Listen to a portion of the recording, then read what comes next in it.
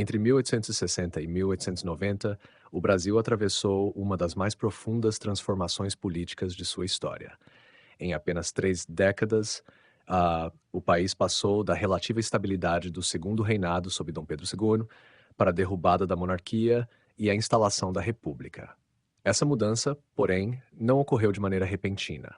Ela foi resultado de um processo gradual de desgaste político, social e institucional, no qual se combinaram a Guerra do Paraguai, o fortalecimento do exército, a crise do sistema escravista, o crescimento do movimento abolicionista, os conflitos entre a monarquia e a Igreja Católica, a expansão das ideias republicanas e as insatisfações de diferentes grupos das elites brasileiras.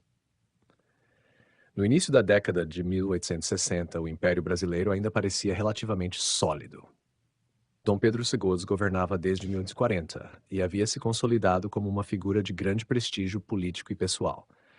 O país possuía uma constituição em vigor desde 1824, um parlamento dividido entre liberais e conservadores e um sistema político que, apesar de limitado e excludente, oferecia certa previsibilidade às elites proprietárias. O imperador exercia o chamado poder moderador, que lhe permitia nomear senadores, dissolver a Câmara dos Deputados, convocar eleições e escolher o presidente do Conselho de Ministros. Na prática, ele tinha condições de interferir diretamente no funcionamento do sistema parlamentar. Esse modelo ficou conhecido como parlamentarismo às avessas. Nos sistemas parlamentares clássicos, o governo costuma surgir de uma maioria parlamentar. No Brasil imperial, ao contrário, o imperador escolhia o chefe de governo e, em seguida, organizavam-se eleições para formar uma maioria favorável ao gabinete escolhido. Por essa razão, liberais e conservadores alternavam-se no poder, mas sem ameaçar seriamente a monarquia. Ambos representavam, em grande medida, setores da elite agrária, escravista e proprietária. Suas divergências eram reais, mas não significavam propostas de transformação profunda da ordem social. Mesmo assim, a aparente estabilidade do império escondia contradições importantes. A principal delas era a escravidão, base da economia e da estrutura social brasileira.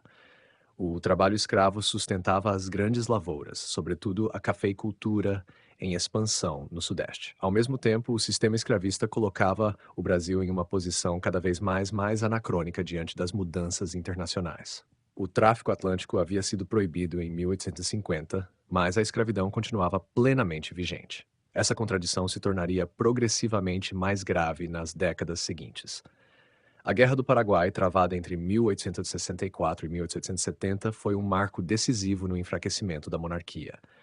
O conflito envolveu o Paraguai contra a Tríplice Aliança formada por Brasil, Argentina e Uruguai. Suas causas foram complexas e envolveram disputas políticas e territoriais na região do Rio da Prata, além das ambições dos governos envolvidos.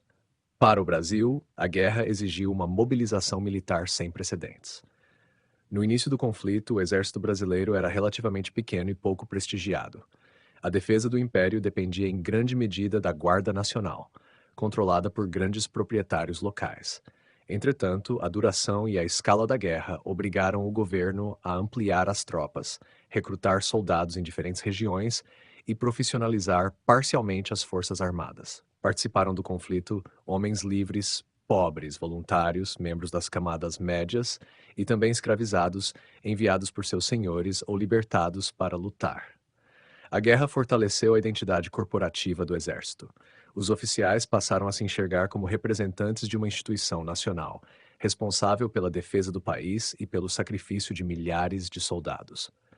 Ao retornarem do conflito, muitos militares esperavam maior reconhecimento político, melhores salários, promoções e prestígio social. Entretanto, encontraram um sistema político dominado por civis, bacharéis e grandes proprietários. O exército passou então a desenvolver um sentimento de distanciamento em relação à monarquia. Muitos oficiais consideravam que o governo imperial não valorizava suficientemente as forças armadas. Além disso, o contato com soldados negros, libertos e escravizados durante a guerra, contribuiu para ampliar entre alguns militares a oposição à escravidão. Não se deve imaginar que todo o exército tenha se tornado imediatamente abolicionista ou republicano, mas a guerra criou condições para que ideias críticas ao império circulassem de modo mais intenso nos quartéis. Também ganhou influência entre os militares o positivismo, corrente filosófica associada ao pensador francês Auguste Comte.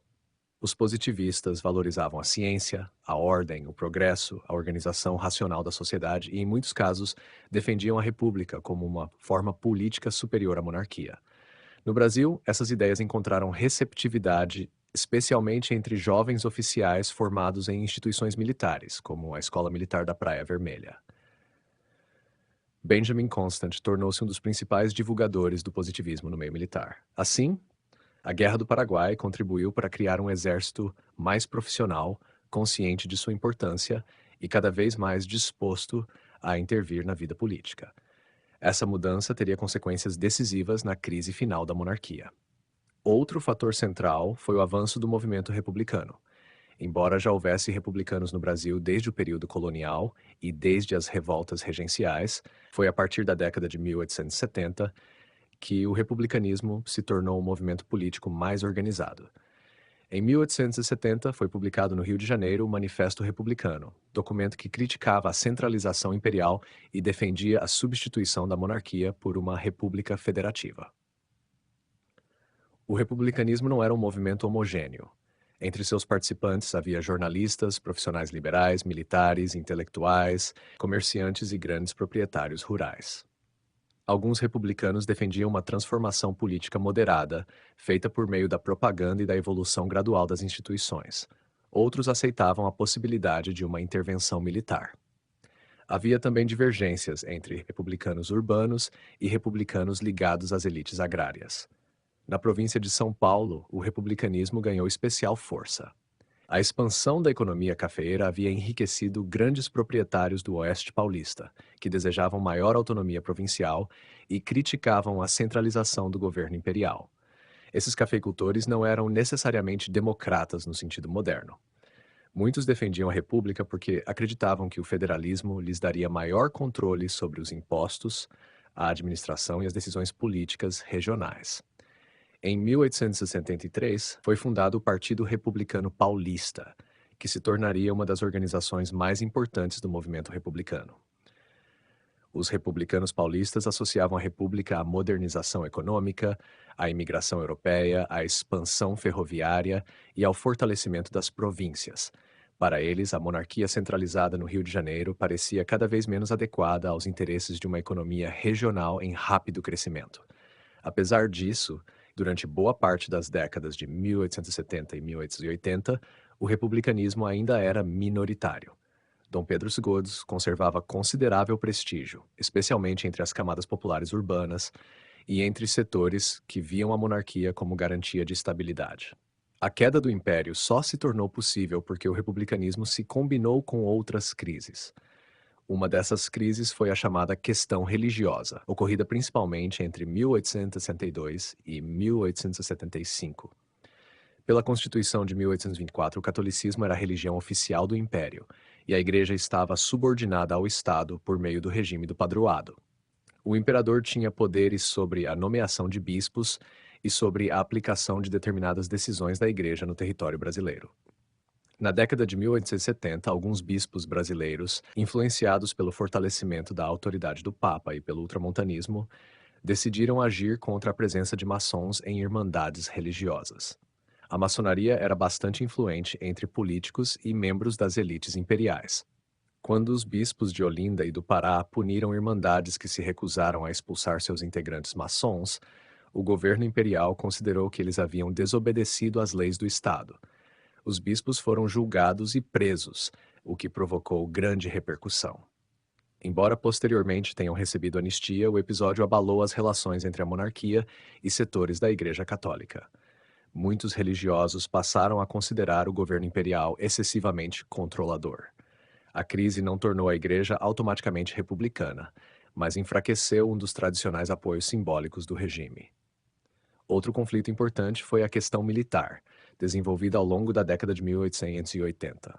Oficiais do exército começaram a criticar publicamente o governo, a escravidão e o tratamento dispensado aos militares. O governo imperial tentou punir alguns desses oficiais por manifestações na imprensa, alegando que membros das Forças Armadas não deveriam participar de debates políticos. Os militares, porém, consideraram essas punições uma afronta à honra da corporação. O episódio ampliou a solidariedade entre oficiais e fortaleceu a ideia de que o exército estava sendo desrespeitado por políticos civis. Figuras como o Marechal Deodoro da Fonseca, inicialmente monarquista e amigo pessoal de Dom Pedro, foram progressivamente atraídas para a oposição ao governo. A questão militar foi particularmente grave porque o regime imperial dependia das forças armadas para sua própria sobrevivência. Ao perder a confiança do exército, a monarquia perdeu a instituição capaz de defendê-la em uma crise política. Paralelamente, o movimento abolicionista ganhou força extraordinária. A escravidão já vinha sendo enfraquecida por transformações econômicas, pressões internacionais, fugas de escravizados, ações judiciais, resistência cotidiana e mudanças na opinião pública. Em 1871, foi aprovada a Lei do Ventre Livre, que declarava livres os filhos de mulheres escravizadas, nascidos a partir daquela data. A lei, porém, continha limitações, pois essas crianças poderiam permanecer sob controle dos senhores por muitos anos. Em 1885, foi aprovada a Lei dos Sexagenários, que concedia liberdade aos escravizados com mais de 60 anos. Na prática, seus efeitos foram restritos, já que poucos escravizados alcançavam essa idade e muitos continuavam obrigados a prestar serviços. Ainda assim, essas leis demonstravam que o Estado começava a admitir o fim gradual da escravidão. Na década de 1880, o abolicionismo transformou-se em um grande movimento social.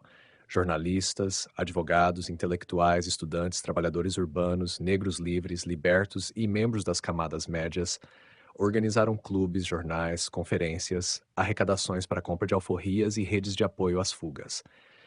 Entre seus principais líderes estavam Joaquim Nabuco, José do Patrocínio, André Rebouças e Luiz Gama. A campanha abolicionista não ficou restrita aos debates parlamentares. Em várias regiões, ativistas ajudavam escravizados a fugir e resistiam à atuação de capitães do mato e autoridades. Em São Paulo, os caifazes organizaram redes clandestinas de fuga e proteção. No Ceará e no Amazonas, a escravidão foi abolida antes da decisão nacional. Em algumas áreas, o exército demonstrava relutância em perseguir fugitivos, o que evidenciava o enfraquecimento da autoridade senhorial. Em 13 de maio de 1888, a princesa Isabel, que exercia a regência durante uma viagem de Dom Pedro II, assinou a Lei Áurea, abolindo legalmente a escravidão no Brasil. A medida foi recebida com grandes comemorações populares.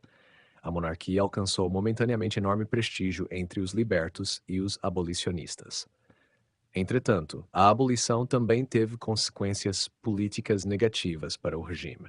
Muitos grandes proprietários escravistas consideraram-se traídos porque não receberam indenização pela perda dos escravizados que eram tratados juridicamente como propriedade. Alguns desses antigos monarquistas aproximaram-se do republicanismo, tornando-se conhecidos como republicanos de 14 de maio, numa referência ao dia seguinte à abolição. É importante observar que a Lei Áurea não foi acompanhada por políticas de distribuição de terras, acesso à educação, moradia, emprego ou integração social para a população liberta. A abolição destruiu juridicamente a escravidão, mas não eliminou as estruturas de desigualdade racial e econômica criadas ao longo de séculos. Ainda assim, ela retirou da monarquia uma de suas bases sociais tradicionais, sem garantir, em contrapartida, um novo apoio político suficientemente organizado. Ao final da década de 1880, a monarquia encontrava-se isolada. Parte da igreja estava ressentida, muitos militares estavam insatisfeitos, setores das elites agrárias haviam aderido à República e o movimento republicano possuía maior capacidade de organização. Além disso, Dom Pedro II estava envelhecido, com a saúde fragilizada e aparentemente menos disposto a enfrentar as crises políticas. Havia também dúvidas sobre a sucessão. A herdeira do trono era a princesa Isabel, casada com o francês Conde d'Eu. Parte das elites demonstrava resistência à possibilidade de ser governada por uma mulher e desconfiava da influência política de seu marido estrangeiro. Esses preconceitos e temores contribuíam para enfraquecer a perspectiva de continuidade da monarquia. Apesar de todas essas tensões, o império não estava diante de uma revolução popular. A maioria da população não participou diretamente da conspiração republicana. A mudança de regime foi conduzida principalmente por militares e por grupos das elites políticas. Em novembro de 1879, espalharam-se rumores de que o governo pretendia punir militares e reorganizar o exército. Republicanos civis como Benjamin Constant, Quintino Bocaiúva, Aristides Lobo e Rui Barbosa procuraram convencer o Marechal Deodoro da Fonseca a liderar uma ação contra o gabinete do Visconde de Ouro Preto. Deodoro era monarquista e tinha relações pessoais com Dom Pedro Dus. Inicialmente, sua intenção parece ter sido apenas derrubar o ministério e não necessariamente acabar com a monarquia. No entanto, os republicanos exploraram sua rivalidade com políticos do governo e o convenceram de que a república era necessária. Em 15 de novembro de 1889, tropas comandadas por Deodoro da Fonseca ocuparam pontos estratégicos do Rio de Janeiro e derrubaram o gabinete imperial. Ao longo do dia, a movimentação assumiu caráter explicitamente republicano. Foi proclamada a República e formou-se um governo provisório sob a liderança de Deodoro.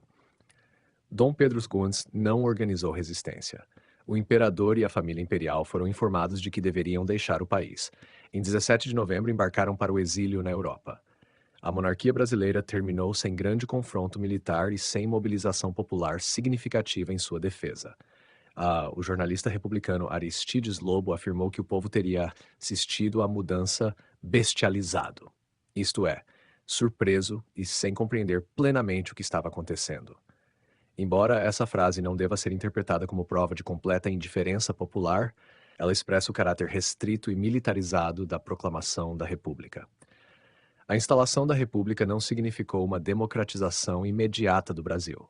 O novo regime foi inicialmente controlado por militares, e o direito ao voto continuou limitado.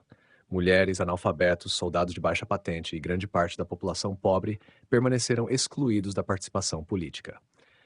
O poder foi reorganizado, mas as desigualdades sociais e econômicas permaneceram profundas. Entre 1889 e 1890, o governo provisório adotou medidas para transformar as instituições do país. As províncias tornaram-se estados, foi estabelecido o federalismo, separou-se a Igreja do Estado, instituiu-se o casamento civil e iniciou-se a elaboração de uma nova Constituição. Essas medidas procuravam romper a estrutura centralizada e religiosa do Império. Portanto, a transformação política brasileira entre 1860 e 1890 resultou da convergência de várias crises. A Guerra do Paraguai fortaleceu o exército e ampliou sua consciência política. O movimento republicano ofereceu uma alternativa institucional à monarquia. A questão religiosa afastou os setores da igreja. A questão militar rompeu a confiança entre o governo e as forças armadas. O abolicionismo destruiu a base jurídica da escravidão e afastou parte das elites proprietárias. A sucessão imperial gerou incertezas, enquanto Dom Pedro Gus demonstrava crescente cansaço político. A proclamação da República em 1889 foi o desfecho desse processo, mas não representou uma ruptura completa com o passado. O Brasil mudou sua forma de governo, substituiu o imperador por presidentes e adotou o federalismo, mas manteve grande parte das estruturas sociais, econômicas e políticas herdadas do Império. A República nasceu, assim, de uma combinação entre modernização institucional e continuidade das desigualdades, característica que marcaria profundamente a história brasileira nas décadas seguintes.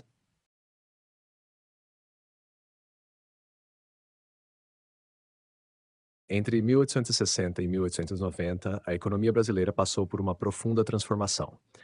Embora continuasse essencialmente agrária e exportadora, baseada na produção de matérias-primas para o mercado internacional, começou a incorporar elementos que anunciavam a transição para uma economia mais diversificada.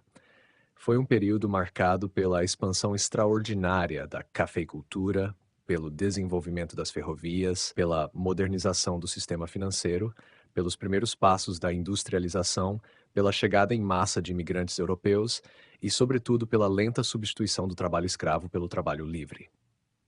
Ao final dessas 3 décadas, o Brasil ainda conservava muitas características herdadas do período colonial, mas já havia iniciado um processo de modernização que moldaria sua economia durante toda a Primeira República.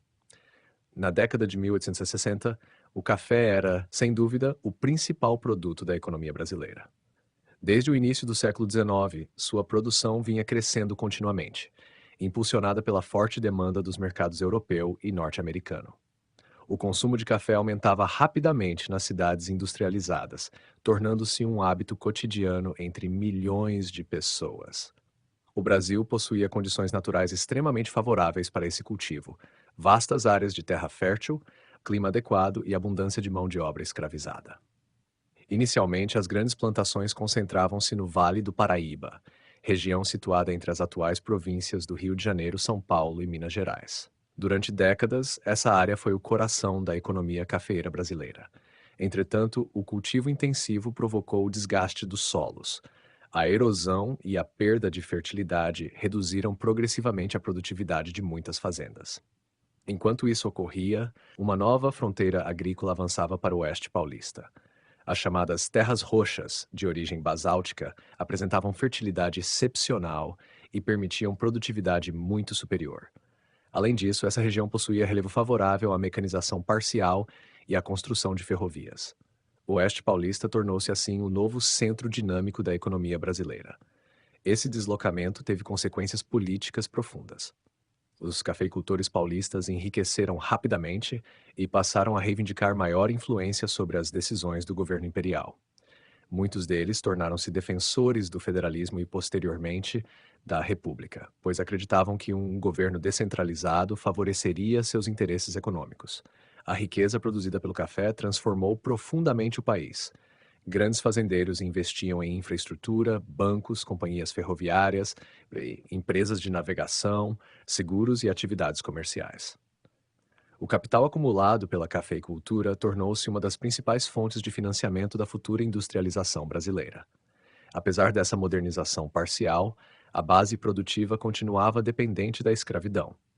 Milhões de africanos e seus descendentes haviam construído a riqueza agrícola brasileira ao longo de mais de 3 séculos. Embora o tráfico transatlântico de escravos tivesse sido oficialmente encerrado em 1850 pela Lei Eusébio de Queiroz, a escravidão permaneceu plenamente ativa. Sem a entrada de novos africanos, desenvolveu-se um intenso comércio interno de escravizados. Trabalhadores eram vendidos das regiões economicamente decadentes, como partes do Nordeste açucareiro, para as áreas cafeeiras em expansão no Sudeste. Esse deslocamento interno permitiu prolongar a utilização da mão de obra escrava durante várias décadas. Entretanto, a escravidão enfrentava problemas crescentes. A própria interrupção do tráfico fazia aumentar o preço dos escravizados. Como não havia reposição constante da força de trabalho africana, cada trabalhador escravizado tornava-se um investimento cada vez mais caro para os proprietários. Além disso, cresciam as fugas, as resistências para os movimentos abolicionistas e as críticas internacionais ao sistema escravista. Ao longo da década de 1870, tornou-se evidente que seria necessário encontrar novas formas de organizar o trabalho agrícola.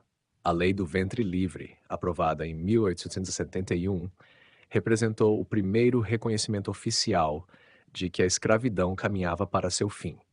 Embora seus efeitos imediatos fossem limitados, ela sinalizava uma mudança na política do Estado. Nesse contexto, intensificou-se a imigração europeia. O governo imperial e principalmente os fazendeiros paulistas passaram a incentivar a chegada de trabalhadores vindos da Itália, Alemanha, Portugal, Espanha e, em menor escala, de outras regiões da Europa. Havia diversas razões para essa política. Os grandes proprietários precisavam substituir gradualmente o trabalho escravo. Muitos políticos acreditavam que a imigração estimularia o crescimento econômico e aumentaria a oferta de mão de obra qualificada. Existiam também motivações ideológicas bastante problemáticas. Parte das elites defendia teorias raciais hoje completamente desacreditadas, segundo as quais a imigração europeia promoveria um suposto branqueamento da população brasileira. Essas ideias pseudocientíficas exerceram influência significativa sobre as políticas imigratórias do período. Os primeiros sistemas de contratação dos imigrantes apresentaram diversos problemas. Em algumas fazendas, foi adotado o sistema de parceria, no qual o trabalhador dividia parte da produção com o proprietário e assumia dívidas referentes às despesas da viagem e da instalação. Na prática, muitos imigrantes acabavam presos em relações econômicas extremamente desfavoráveis. Diversas denúncias chegaram à Europa, levando governos como o italiano a restringirem temporariamente a imigração para determinadas regiões brasileiras. Posteriormente, difundiu-se o sistema de colonato, no qual os trabalhadores recebiam salário pelo cultivo dos cafezais, além de pequenas áreas para plantar alimentos destinados ao próprio consumo. Embora estivesse longe de eliminar conflitos trabalhistas, esse sistema mostrou-se economicamente mais eficiente do que a parceria. Enquanto ocorriam essas mudanças na organização do trabalho, a infraestrutura do país também se transformava. As ferrovias passaram a desempenhar papel fundamental na economia.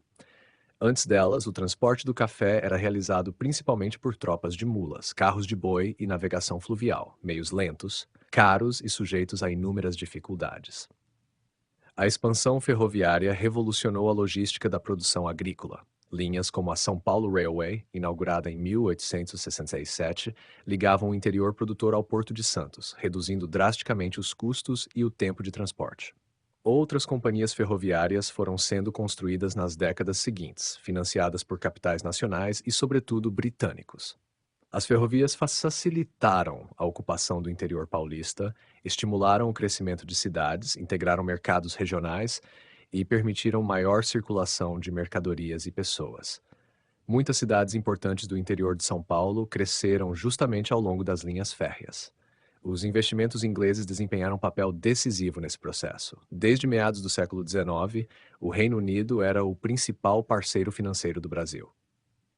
Capitais britânicos financiavam não apenas ferrovias, mas também portos, bancos, empresas de navegação, companhias de gás, iluminação urbana e serviços públicos.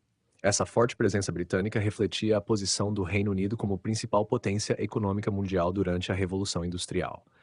O Brasil exportava principalmente café, açúcar, algodão, borracha e outros produtos agrícolas, enquanto importava máquinas, equipamentos industriais, tecidos, produtos manufaturados e parte significativa dos bens de consumo utilizados pelas elites. Essa relação apresentava vantagens e limitações. Por um lado, permitia acesso a capitais e tecnologias modernas. Por outro, reforçava a dependência da economia brasileira em relação ao mercado internacional. Oscilações nos preços do café ou crises financeiras na Europa podiam produzir impactos imediatos sobre a economia nacional. Nesse período, o sistema bancário também começou a se desenvolver de maneira mais consistente.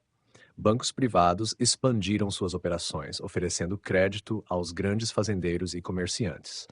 O crédito tornou-se essencial para financiar novas plantações, compra de equipamentos, construção de ferrovias e investimentos urbanos. Apesar desse crescimento, o sistema financeiro permanecia relativamente limitado quando comparado às economias industrializadas da Europa. Grande parte da riqueza continuava concentrada na terra e na produção agrícola. Nas cidades, observavam-se os primeiros sinais de industrialização. Ainda não existia um parque industrial amplo, mas começavam a surgir fábricas de tecidos, alimentos, bebidas, chapéus, móveis, calçados e produtos metalúrgicos simples. Essas indústrias atendiam principalmente ao mercado interno. Alguns fatores favoreceram esse processo. O aumento da população urbana ampliava o consumo de bens manufaturados. A riqueza gerada pelo café fornecia capital para investimentos industriais. A construção das ferrovias facilitava a distribuição dos produtos. Além disso, muitos imigrantes europeus traziam conhecimentos técnicos e experiência em atividades industriais e artesanais. Mesmo assim, a industrialização brasileira permaneceu modesta durante esse período. O país continuava importando a maior parte das máquinas, equipamentos e produtos manufaturados mais sofisticados. A economia permanecia essencialmente voltada para a exportação agrícola. A Guerra do Paraguai, entre 1864 e 1870, também produziu efeitos econômicos importantes. O conflito exigiu enormes gastos públicos. O governo imperial contraiu empréstimos, principalmente junto a bancos britânicos, aumentando significativamente a dívida externa do país. Ao mesmo tempo, a guerra estimulou determinadas atividades econômicas, como a produção de armas, uniformes, alimentos e transporte militar. Também acelerou a expansão administrativa do Estado e fortaleceu algumas estruturas logísticas que mais tarde seriam utilizadas pela economia civil. Após a guerra, entretanto, o endividamento tornou-se um problema permanente das finanças públicas brasileiras. Na década de 1880, a crise da escravidão tornou-se irreversível. O número de trabalhadores livres aumentava rapidamente, enquanto a imigração europeia ganhava intensidade. Em 1885, foi aprovada a Lei dos Sexagenários e, finalmente, em 13 de maio de 1888, a Lei Áurea aboliu definitivamente a escravidão. A abolição representou uma transformação econômica enorme. Os grandes fazendeiros perderam sua principal forma de organização do trabalho e precisaram adaptar seus métodos de produção. Em São Paulo, essa transição foi relativamente rápida devido ao crescimento da imigração. Em outras regiões, especialmente onde a economia era menos dinâmica, o processo mostrou-se mais lento e difícil. É importante destacar que a Lei Áurea não foi acompanhada por qualquer política de integração econômica dos libertos. Não houve distribuição de terras, acesso ao crédito, programas educacionais ou incentivos para sua inserção produtiva. Milhões de ex-escravizados passaram a disputar empregos em condições extremamente desfavoráveis, situação que contribuiu para perpetuar profundas desigualdades sociais. No ano seguinte, em 1889, ocorreu a Proclamação da República. A mudança política coincidiu com uma nova fase da economia brasileira. O governo provisório, liderado por Deodoro da Fonseca, nomeou Rui Barbosa para o Ministério da Fazenda. Rui Barbosa defendia uma política econômica bastante expansionista. Seu objetivo era acelerar a industrialização, estimular investimentos privados e ampliar a circulação de crédito. Para isso, autorizou forte emissão de moeda e facilitou a criação de sociedades anônimas. Essas medidas deram origem ao episódio conhecido como encilhamento, iniciado no final de 1889 e intensificado entre 1890 e 1891. O nome fazia referência ao momento em que os cavalos eram preparados para uma corrida, sugerindo uma expectativa de grande prosperidade econômica. Inicialmente houve enorme entusiasmo. Multiplicaram-se bancos, empresas e projetos industriais. Contudo, muitas dessas companhias existiam apenas no papel ou baseavam-se em especulação financeira. A expansão descontrolada do crédito provocou inflação, valorização artificial de ações e intensa instabilidade econômica. Embora o auge da crise tenha ocorrido já na década de 1890, suas origens estavam diretamente ligadas às transformações econômicas iniciadas ainda nos últimos anos do Império. Ao final desse período, o Brasil apresentava uma economia bastante diferente daquela existente em 1860.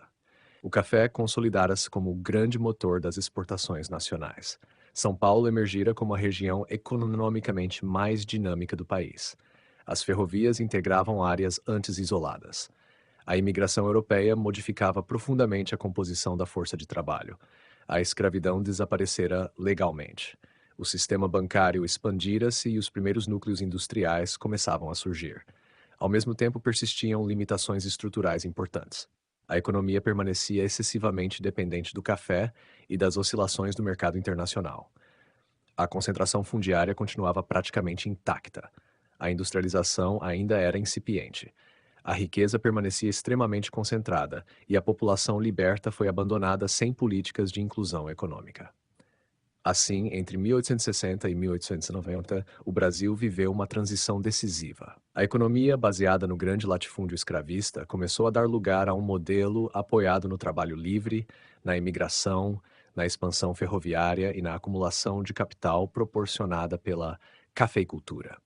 Embora essa transformação não tenha rompido completamente com as estruturas herdadas do passado colonial, ela lançou as bases sobre as quais se desenvolveriam a economia e a sociedade brasileiras durante a Primeira República e boa parte do século XX.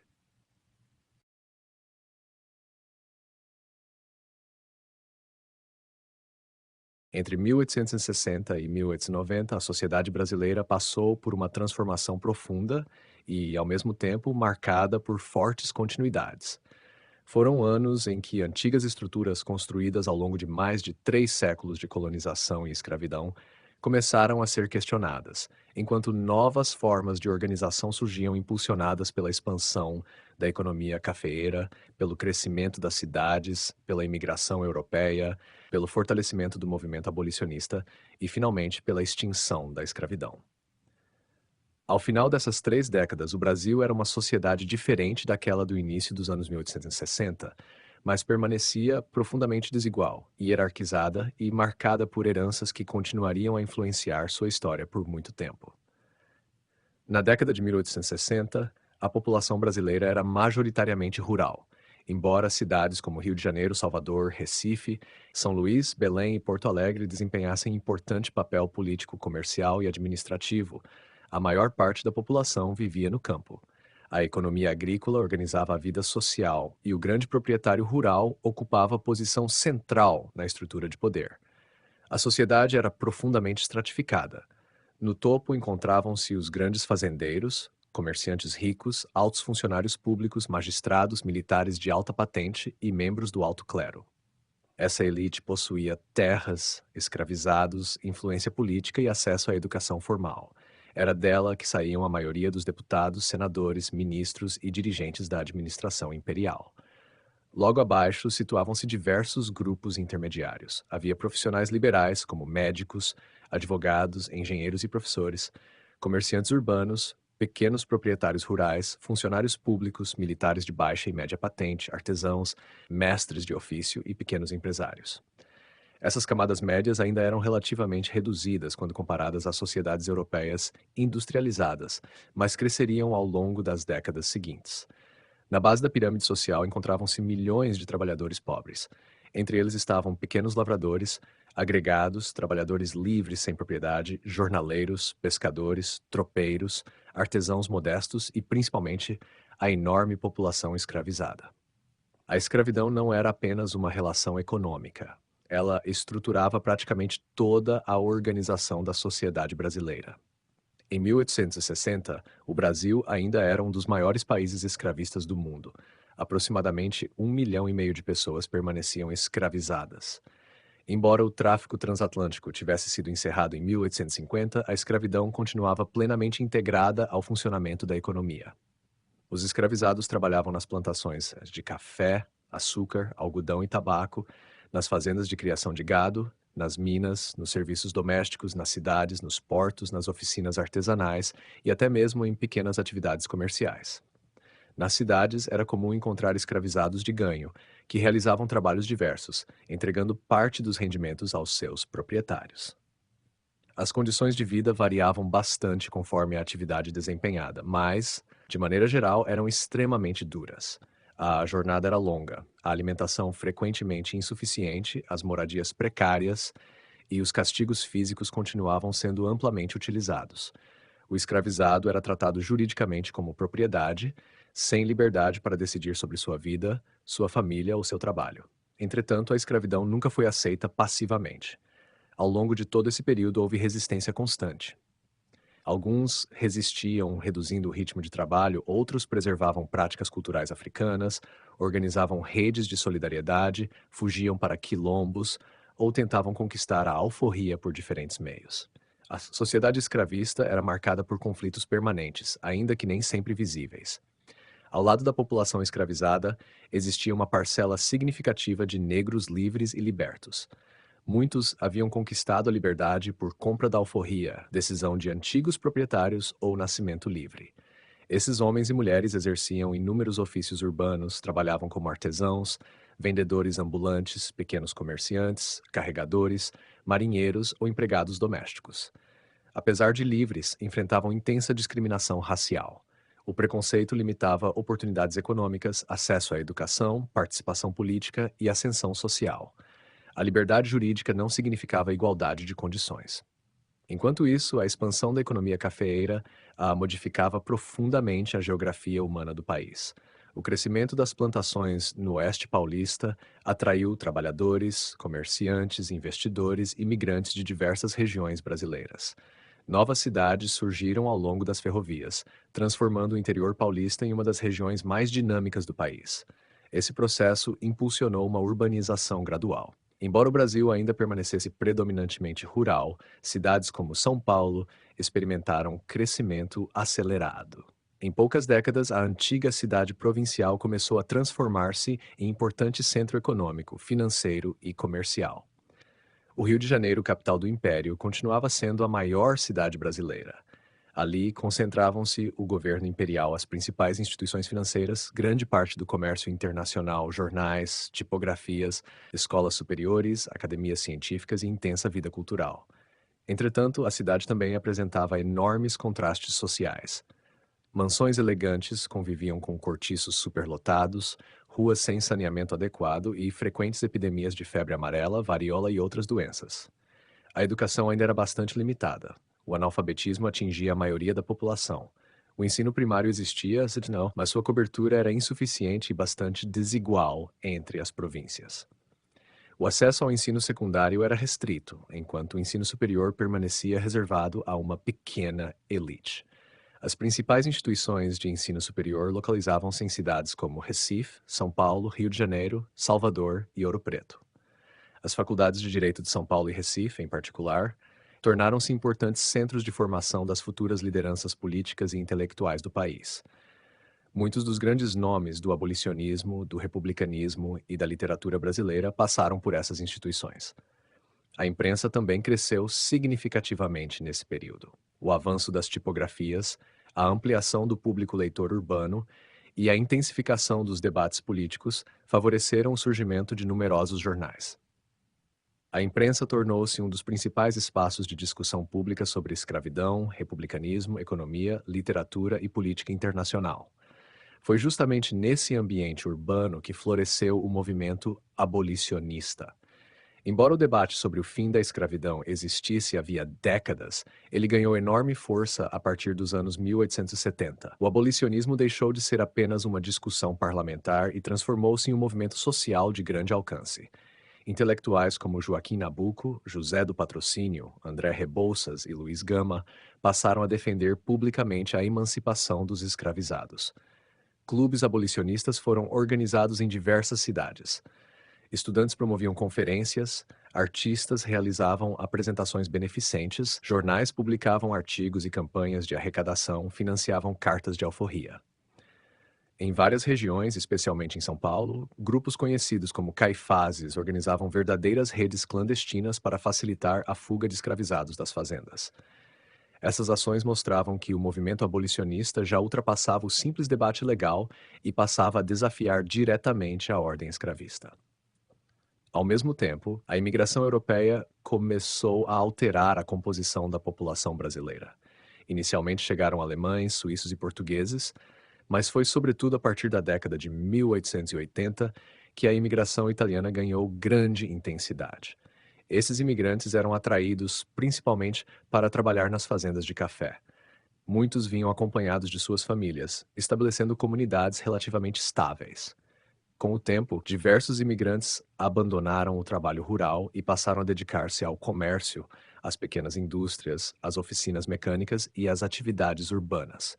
A presença dos imigrantes modificou costumes, culinária, arquitetura, práticas agrícolas e formas de organização do trabalho. Também ampliou a diversidade cultural do país, embora sua integração nem sempre tenha ocorrido de maneira harmoniosa.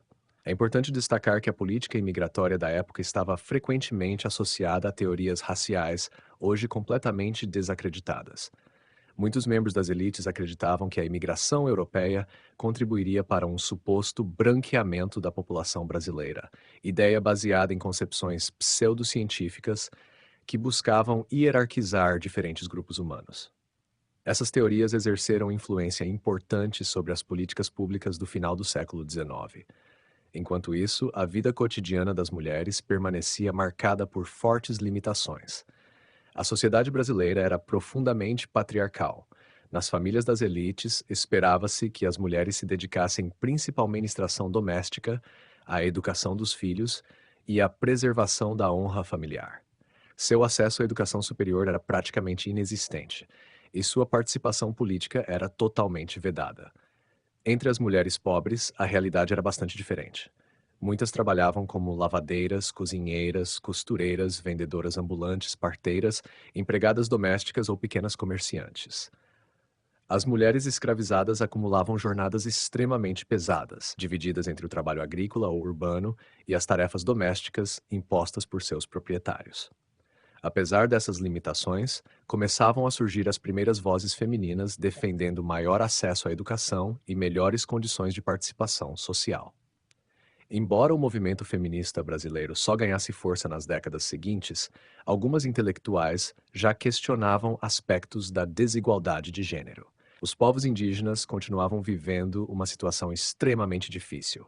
A expansão agrícola, especialmente nas regiões cafeeiras e de colonização recente, intensificou conflitos fundiários. Muitas comunidades perderam territórios tradicionais para fazendas, companhias colonizadoras e projetos de infraestrutura. A política oficial frequentemente buscava integrar os indígenas à sociedade nacional por meio da assimilação cultural, sem reconhecer plenamente seus direitos territoriais ou suas formas próprias de organização social. Em diversas regiões ocorreram deslocamentos forçados, violência e redução das áreas tradicionalmente ocupadas pelos povos originários. Outro aspecto importante da transformação social foi o fortalecimento de uma nova camada de profissionais urbanos. Médicos, engenheiros, professores, jornalistas, advogados e funcionários públicos tornaram-se cada vez mais numerosos.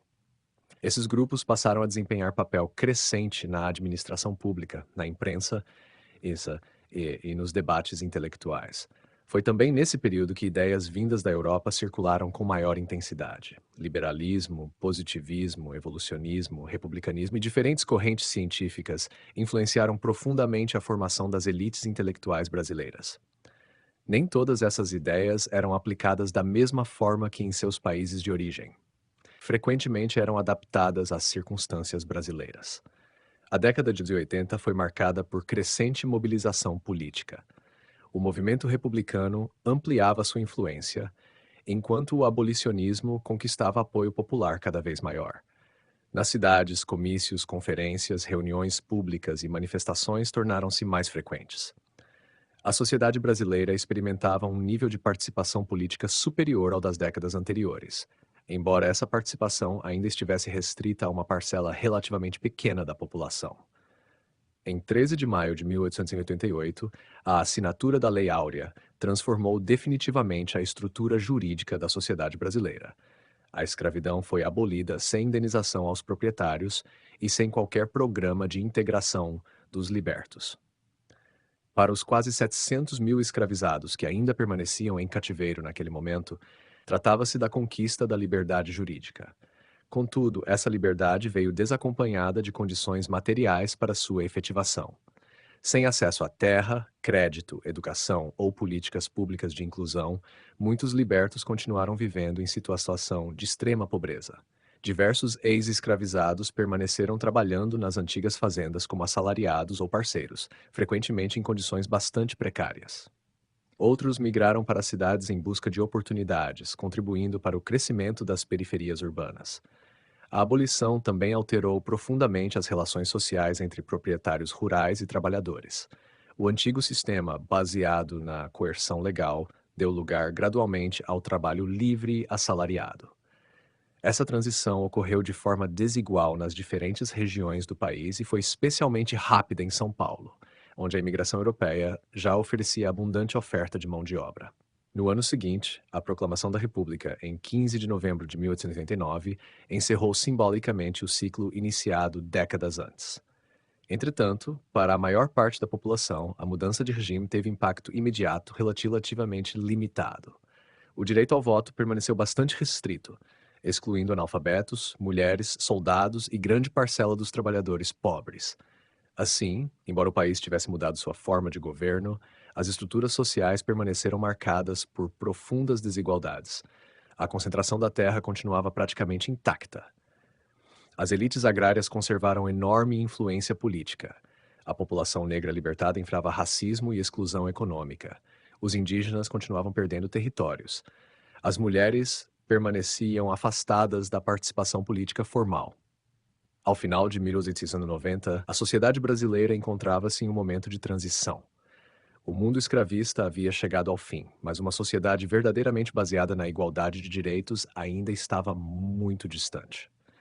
O crescimento das cidades, da imigração, das profissões urbanas e da economia cafeeira criava novas oportunidades e novas tensões. Ao mesmo tempo, antigas hierarquias sociais continuavam exercendo enorme influência sobre a vida cotidiana. Por isso, o período entre 1860 e 1890 pode ser entendido como a passagem entre dois Brasis. De um lado, encerrava-se a sociedade imperial sustentada pela escravidão e pelo predomínio quase absoluto das elites rurais. De outro, começava a surgir o mais urbano, mais diversificado economicamente, mais conectado às correntes intelectuais internacionais e baseado, ao menos juridicamente, no trabalho livre. Essa transição, contudo, foi incompleta. Muitas das desigualdades produzidas durante a escravidão sobreviveram à abolição e continuariam a moldar a sociedade brasileira durante todo o século XX e ainda deixam marcas perceptíveis no Brasil contemporâneo.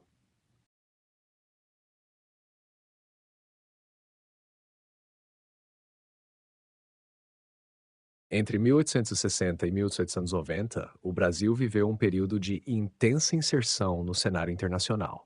Embora fosse um país distante dos principais centros de poder mundial e ainda baseado em uma economia agrária e exportadora, sua política externa foi profundamente influenciada pelas grandes transformações que ocorriam no século XIX. O avanço da Revolução Industrial, a expansão do capitalismo internacional, o fortalecimento do imperialismo europeu, a consolidação dos Estados nacionais na América do Sul e o crescimento da influência dos Estados Unidos criaram um ambiente internacional em rápida mudança.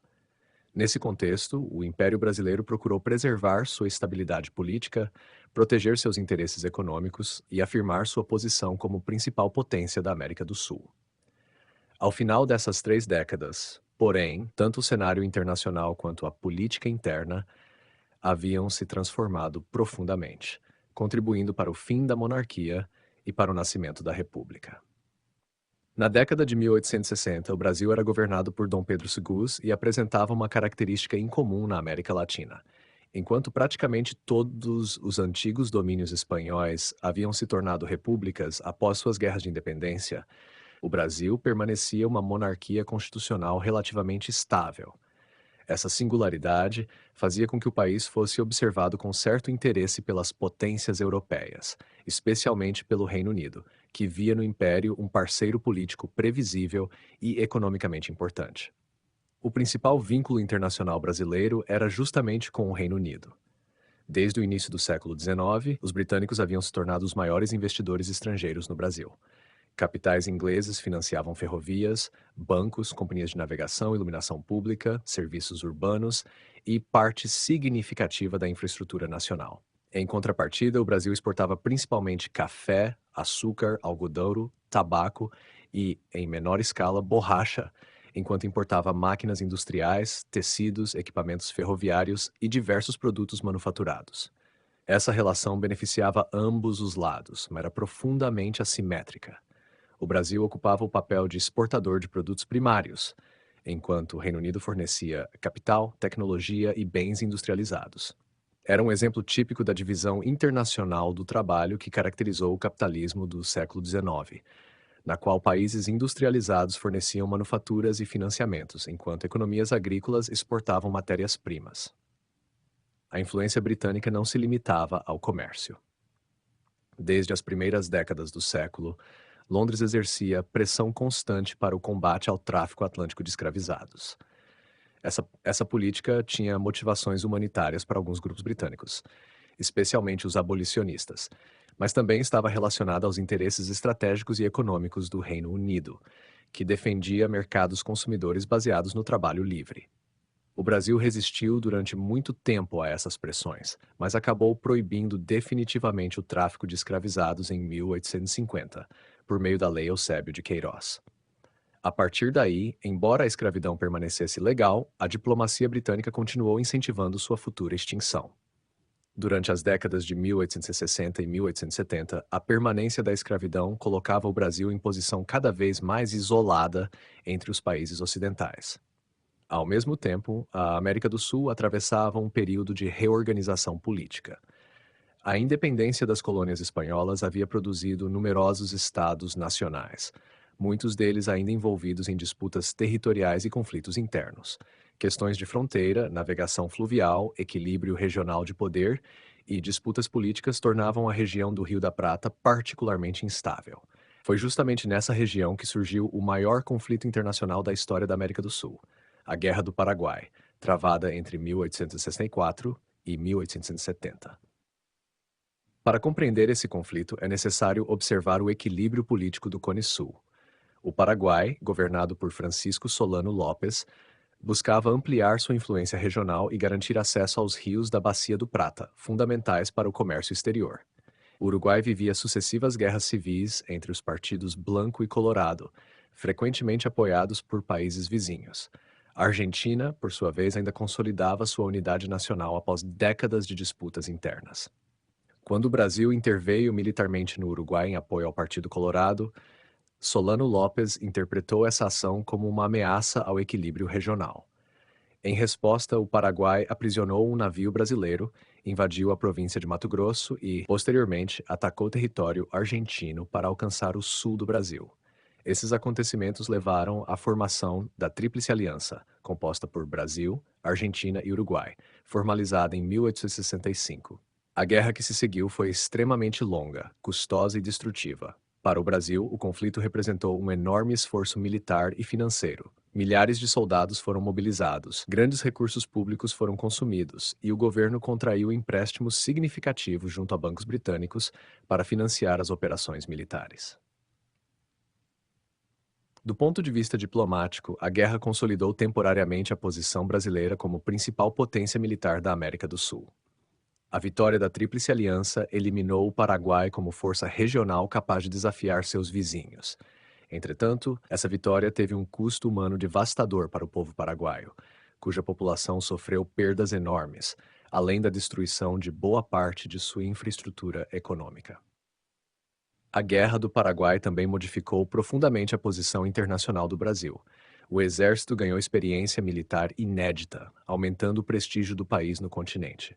Ao mesmo tempo, a dívida externa cresceu consideravelmente devido aos empréstimos necessários para sustentar o conflito. As relações com a Argentina também mudaram.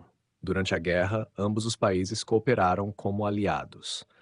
Contudo, após o conflito, ressurgiram rivalidades tradicionais relativas ao equilíbrio de poder na Bacia do Prata.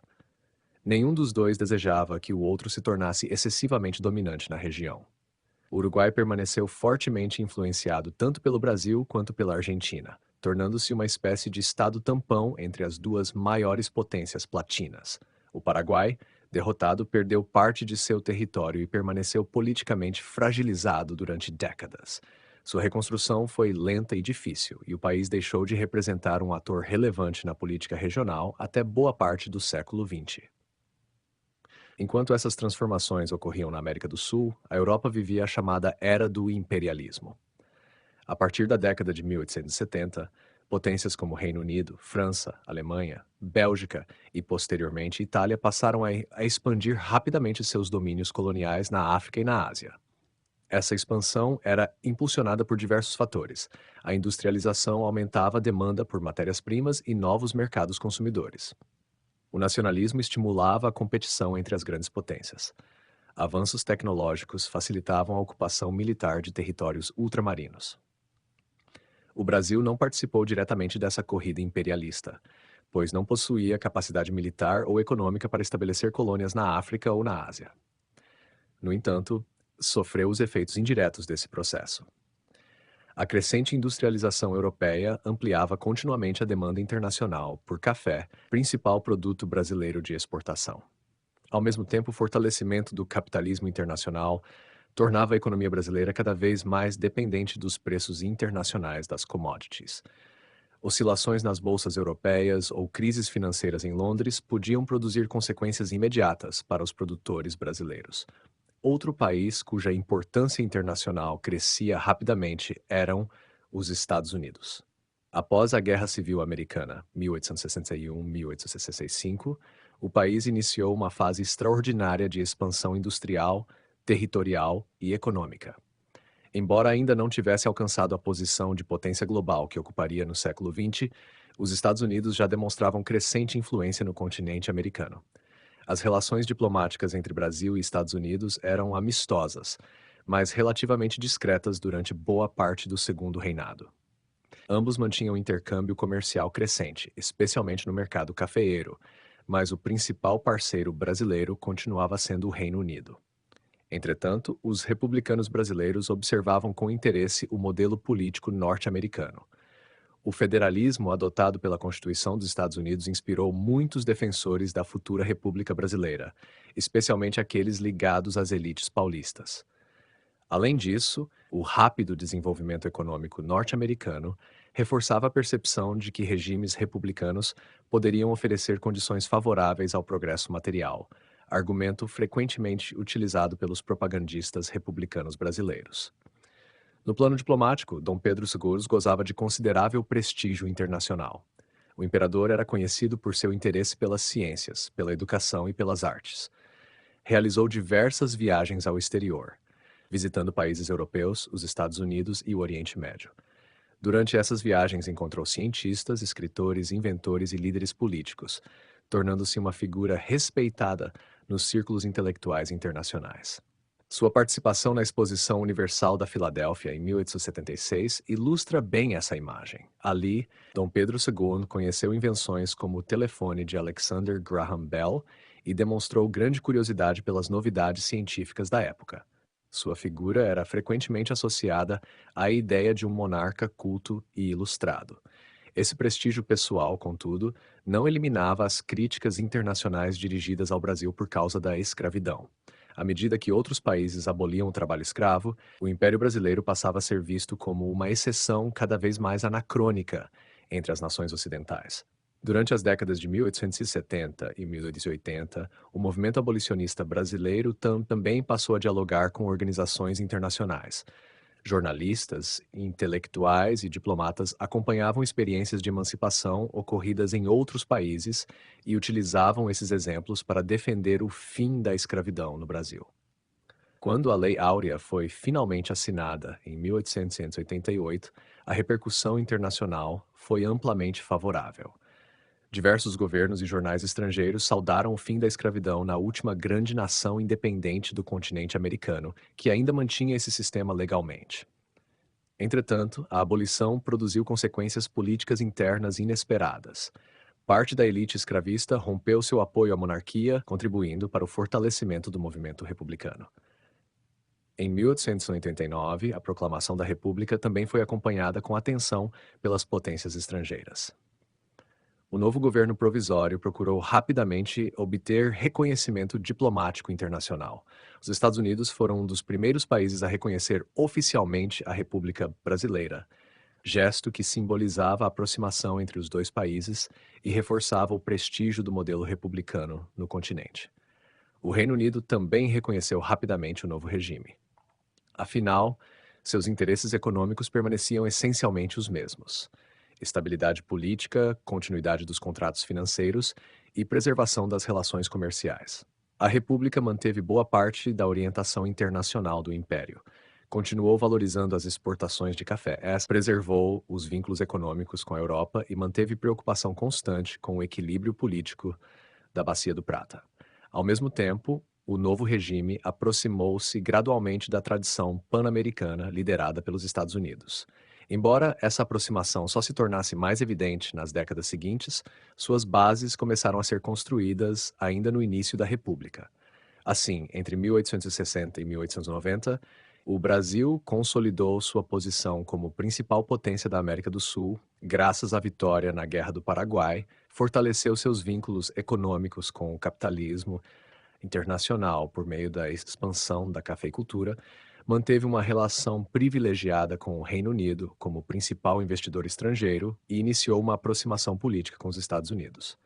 Paralelamente, acompanhou a ascensão do imperialismo europeu, adaptando sua economia às demandas da industrialização mundial. Esse período também evidenciou as limitações da inserção internacional brasileira.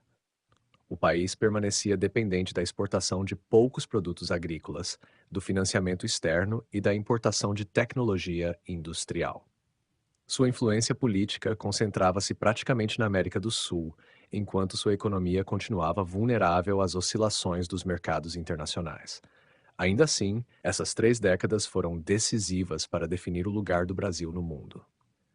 Ao final de 1890, o país havia deixado de ser apenas uma monarquia agrária relativamente isolada para tornar-se uma república integrada às grandes correntes do capitalismo internacional, inserida em um sistema mundial cada vez mais globalizado e marcada pelas oportunidades e desafios trazidos pela expansão da economia e da política internacionais no final do século XIX.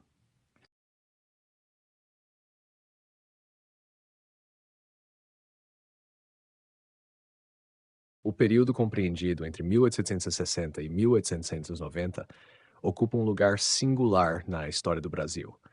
Poucas épocas reuniram tantas transformações estruturais em um intervalo relativamente curto de tempo. Em apenas 3 décadas, o país viveu uma grande guerra internacional, assistiu ao fortalecimento do exército, experimentou a expansão sem precedentes da economia cafeeira, iniciou sua modernização material por meio das ferrovias e das primeiras indústrias, recebeu centenas de milhares de imigrantes europeus, aboliu a escravidão, encerrou quase 7 décadas de regime monárquico e inaugurou uma república.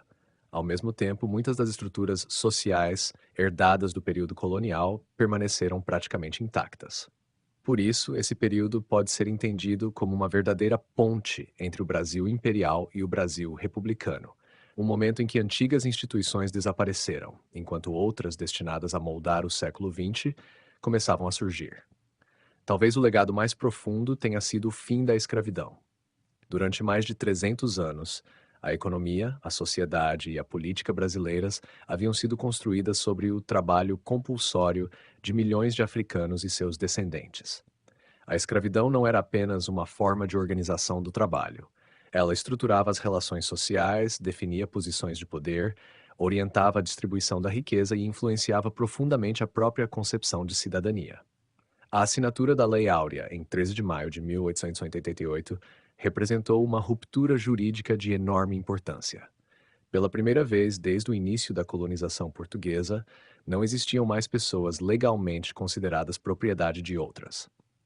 Sob esse aspecto, tratou-se de uma das maiores conquistas da história brasileira. Entretanto, essa ruptura foi incompleta. A abolição não foi acompanhada de qualquer política destinada a integrar a população liberta à vida econômica e social. Não houve distribuição de terras, programas de alfabetização, acesso facilitado ao crédito, assistência técnica para pequenos agricultores ou mecanismos capazes de reduzir a desigualdade produzida por séculos de escravidão. Como consequência, grande parte dos libertos permaneceu em situação de extrema pobreza. Muitos continuaram trabalhando nas antigas fazendas em condições precárias. Outros migraram para as cidades, onde encontraram dificuldades semelhantes. A exclusão econômica e o racismo estrutural que se consolidaram nesse momento continuariam marcando profundamente a sociedade brasileira nas décadas seguintes. Essa ausência de políticas de inclusão explica, em parte, por que tantas desigualdades raciais persistiram ao longo da história republicana. A escravidão foi abolida juridicamente, mas muitos de seus efeitos sociais e econômicos sobreviveram. Outro legado decisivo foi a transformação do trabalho. O desaparecimento gradual da mão de obra escravizada obrigou a economia brasileira a reorganizar sua produção. Nas regiões cafeeiras mais dinâmicas, especialmente em São Paulo, consolidou-se o trabalho livre assalariado, fortemente apoiado pela imigração europeia. A chegada de centenas de milhares de italianos, portugueses, espanhóis, alemães e outros grupos modificou profundamente a composição demográfica do país. Esses imigrantes não apenas trabalharam nas fazendas de café, mas também contribuíram para o crescimento das cidades, do comércio, das pequenas indústrias e das profissões urbanas. Esse processo acelerou a diversificação econômica brasileira. Embora a agricultura continuasse predominante, começavam a surgir setores industriais capazes de atender parte do mercado interno. O capital acumulado pela cafeicultura passou a financiar fábricas, bancos, empresas ferroviárias e serviços urbanos. A expansão das ferrovias constituiu outro legado de enorme importância. Antes delas, boa parte da circulação de mercadorias dependia de tropas de mulas, carros de boi e transporte fluvial. As novas linhas férreas integraram regiões produtoras aos portos, reduziram custos de transporte, estimularam a ocupação do interior e favoreceram o surgimento de novas cidades. Especialmente em São Paulo, as ferrovias contribuíram para transformar uma antiga província agrícola no principal centro econômico brasileiro. Muitas cidades que mais tarde se tornariam polos industriais nasceram ou cresceram graças à proximidade das linhas férreas. Ao mesmo tempo, a economia cafeeira consolidou definitivamente o deslocamento do centro econômico nacional para o Sudeste. Durante os séculos coloniais, o Nordeste açucareiro havia ocupado posição predominante. Com a expansão do café, sobretudo após o avanço das plantações para o Oeste paulista, São Paulo passou a concentrar riqueza, investimentos e influência política crescentes. Essa mudança alteraria profundamente a história republicana. Durante grande parte da Primeira República, os cafeicultores paulistas exerceriam enorme influência sobre o governo federal, formando, juntamente com as elites mineiras, o núcleo dirigente da política nacional. Outro legado fundamental foi a transformação das Forças Armadas. Antes da Guerra do Paraguai, o Exército Brasileiro possuía importância relativamente limitada. A principal força de poder local continuava sendo a Guarda Nacional, controlada pelos grandes proprietários. A guerra modificou completamente esse quadro. O conflito exigiu profissionalização, ampliação do efetivo e fortalecimento institucional do Exército. Ao retornar da campanha, muitos oficiais passaram a considerar sua corporação como representante legítima dos interesses nacionais. Essa nova identidade militar teria consequências profundas. O Exército tornou-se protagonista da proclamação da República e permaneceria como ator político de enorme relevância ao longo de todo o século XX. Em diferentes momentos, como na Revolução de 1930, no Estado Novo, na crise de 1964 e em diversos outros episódios, as Forças Armadas desempenhariam um papel central na política brasileira. A proclamação da República, ocorrida em 15 de novembro de 1889, representa outro marco fundamental desse período. O Brasil abandonou a monarquia constitucional e adotou o regime republicano presidencialista. Essa mudança trouxe importantes transformações institucionais. O federalismo substituiu a antiga organização provincial, conferindo maior autonomia aos estados. O poder moderador desapareceu juntamente com a figura do imperador. O chefe de Estado passou a ser um presidente eleito, inicialmente de forma indireta e posteriormente por eleições diretas, embora ainda bastante restritas. Também ocorreu a separação entre Igreja e Estado. Durante o Império, o catolicismo era a religião oficial. Com a República, estabeleceu-se formalmente a liberdade religiosa, criou-se o casamento civil e instituiu-se o registro civil independente das autoridades eclesiásticas. Essas mudanças aproximavam o Brasil das experiências republicanas que já predominavam em grande parte das Américas. Entretanto, a República nasceu sem ampla participação popular. O novo regime foi implantado por militares e civis pertencentes às elites políticas. A maior parte da população acompanhou os acontecimentos sem participação direta. Além disso, a cidadania permaneceu extremamente limitada. Mulheres continuaram excluídas do voto. Analfabetos, que constituíam a maioria da população, também não podiam votar.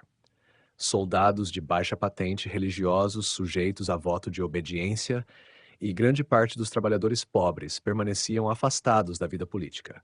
Assim, embora a forma de governo tivesse mudado profundamente, a participação política continuava bastante restrita. Outro legado importante foi a consolidação do federalismo. As antigas províncias transformaram-se em estados dotados de maior autonomia administrativa e financeira. Esse modelo permitiu que regiões economicamente fortes, como São Paulo, Minas-São Paulo, Minas e Rio Grande do Sul, ampliassem significativamente sua influência. Ao mesmo tempo, o federalismo contribuiu para fortalecer as oligarquias estaduais, que passaram a controlar eleições, forças policiais e boa parte da administração local.